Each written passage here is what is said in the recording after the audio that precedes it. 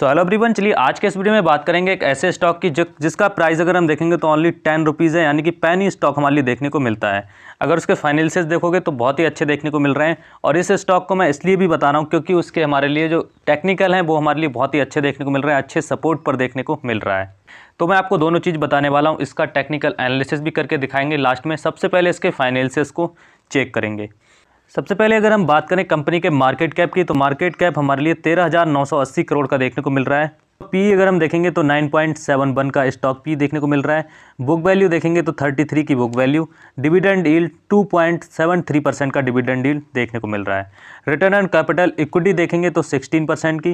Return on equity देखेंगे तो 19% की देखने को मिल रही है। फेस वैल्यू देखोगे तो 10 रुपीज़ की फेस वैल्यू। प्लेज परसेंटेज देखोगे तो 0.00% के देखने को मिल रहा है, यानी कि कोई भी शेयर्स कंपनी का गिरवी रखा हुआ देखने को नहीं मिल रहा है।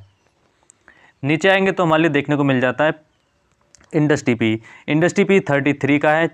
And change in promoter holding देखेंगे तो 0.00% की, यानी कि प्रमोटर होल्डिंग में कोई भी चेंजेस आते हुए देखने को नहीं मिले हैं रिसेंट एक्टिविटीज़ में। अब कंपनी के अगर हम प्रोज एंड कॉन्स को देखेंगे, सबसे पहले हम देख लेते हैं इसकी पॉजिटिव चीज़ें क्या क्या हैं, उसके बारे में अगर हम बात करें प्रोज एंड कॉन्स के बारे में।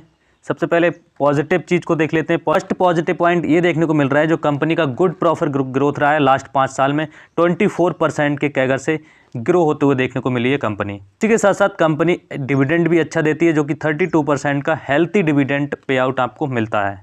एंड जो तीसरा पॉजिटिव पॉइंट हमारे लिए देखने को मिल रहा है वो अगर आप देखोगे वर्किंग कैपिटल रिक्वायरमेंट जो है हमारे लिए वो रिड्यूस होते हुए देखने को मिली है। 92 डेज से हमारे लिए 20 डेज में कन्वर्ट होते हुए देखने को मिली है, तो ये भी एक पॉजिटिव पॉइंट है। तो 3 हमारे लिए काफ़ी अच्छे पॉजिटिव पॉइंट देखने को मिले हैं प्रोज में।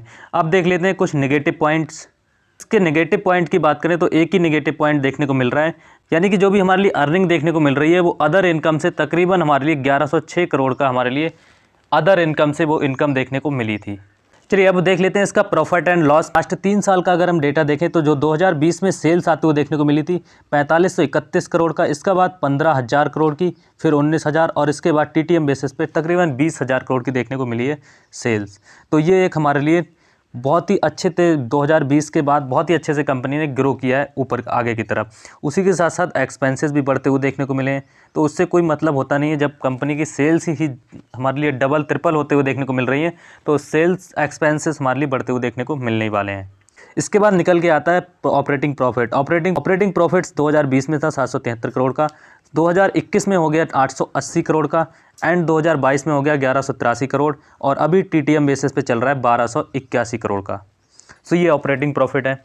एंड एक चीज़ आप और भी नोटिस करोगे, जो ऑपरेटिंग प्रॉफिट मार्जिन है वो 2020 में 5% से चल रहे थे, इसके बाद जो हमारे लिए 2021 में थे 6%, एंड अब हमारे लिए 6% से ही देखने को मिले हैं।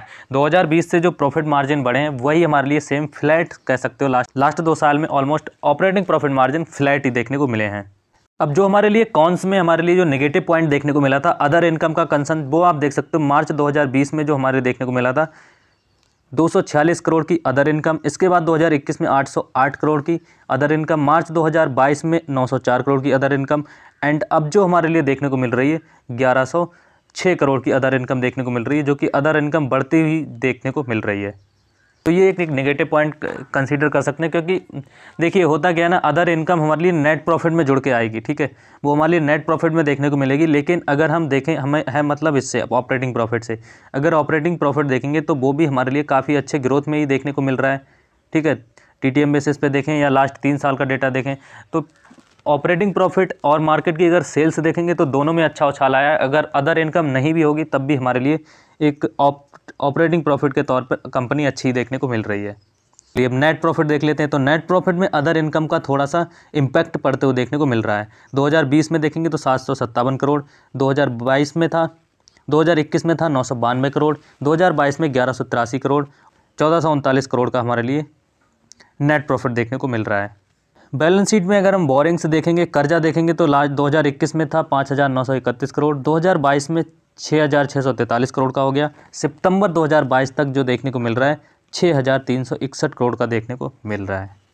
तो लास्ट 3 साल से हमारे लिए कर्जा भी बढ़ते हुए देखने को मिला है। उसी के साथ साथ रिजर्व्स देखेंगे तो मार्च 2021 में थे 3,551 करोड़ के, मार्च 2022 में 4,312 करोड़ के और सितंबर 2022 में 4,938 करोड़ के देखने को मिल रहे हैं। तो रिजर्व्स हमारे लिए कम है लेकिन बोरिंग्स ज़्यादा है, लेकिन कोई इतना ज़्यादा बड़ा कंसर्न नहीं है, हमारे लिए ऑलमोस्ट एडजस्टेबल देखने को मिल रहा है बोरिंग्स और रिजर्व्स। ऑर्डर होल्डिंग अगर हम देखेंगे तो हमारे लिए मार्च 2022 में 78% एंड जून 2022 में 78%, तो ऑलमोस्ट हमारे लिए 78% ही फ्लैट ही देखने को मिल रहा है। प्रमोटर्स ने कोई भी लास्ट चेंजेस नहीं किए लास्ट 3 क्वार्टर में। एफआईआईज की बात करें तो एफआईआईज ने थोड़ा सा स्टेक अपना बढ़ाया, मार्च 2022 में 0.84% था, जून 2022 में थोड़ा सा बढ़ाया 0.95, सितंबर 2022 में काफ़ी अच्छा स्टेक खरीदा कंपनी ने, काफ़ी अच्छा स्टेक खरीदा एफआईआईज ने और 1.76%, और अभी जो करंट में देखने को मिल रहा है 2.45% की हिस्सेदारी देखने को मिल रही है एफआईआईज की। अब डीआईज ने इसमें से थोड़ा स्टेक अपना ट्रिम किया है, अगर हम देखेंगे तो मार्च 2022 में 8.33% था, इसके बाद होगा 8.29%, इसके बाद थोड़ा सा ट्रिम किया था 8.43%, और अब हमारे लिए 6.45% देखने को मिल रहा है। वही चीज़ पब्लिक की देखेंगे तो पब्लिक की ऑलमोस्ट आप कह सकते हो फ्लैट ही देखने को मिल रहा था, 12% ही देखने को मिल रहा है, थोड़ा सा ऊपर नीचे देखने को मिलता है। चलते हैं इसके टेक्निकल एनालिसिस की ओर। उससे पहले मैं आपको बता दूं जो जिस स्टॉक की हम बात कर रहे थे उसका नाम है आरबीएनएल, रेल विकास निगम लिमिटेड। आरबीएनएल की बात करें तो बहुत ही अच्छे सपोर्ट पर देखने को मिल रहा है, आप यहाँ से लॉन्ग टर्म के लिए भी जा सकते हो और अगर आप चाहते हो तो स्विंग ट्रेड भी कर सकते हो, इसमें काफ़ी अच्छे लेवल्स पे देखने को मिल रहा है। आपका जो रिस्क है वो काफ़ी कम हो जाता है और रिवॉर्ड हमारे लिए काफ़ी अच्छा देखने को मिलने वाला है। तो चलिए चलते हैं सीधे इसके टेक्निकल चार्ट पर। गाइस अभी हम आ गए हैं टेक्निकल चार्ट पर आरबीएनएल के, रेल विकास निगम के चार्ट पर आ गए। अगर आप चार्ट पर वीकली चार्ट पर देखोगे तो बहुत ही अच्छे लेवल्स में मार्केट अभी देखने को मिल रहा है।